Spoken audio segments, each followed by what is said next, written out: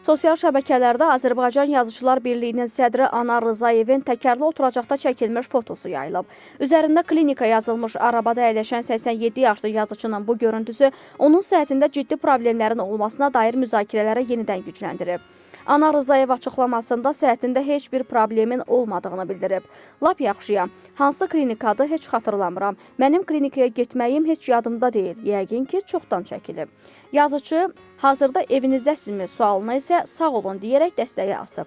Mətbuat Şurasının sədri, Azərbaycan Yazıçılar Birliyinin sədr müavini Rəşad Məcid sosial şəbəkə hesabında Anarın yayılan fotosuna münasibət bildirib.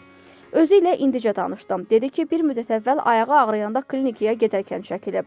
Anar səfərlərdə olarkən İstanbulun Uzun aeroportunda bu xidmətdən ara-sıra istifadə edib.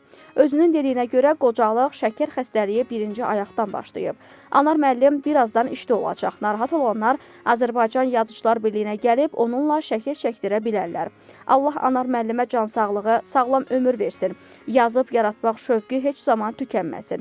Qeyd edək ki, Anar Rzayev 1991-ci ildən Azərbaycan Yazıçılar Birliyinin sədridir.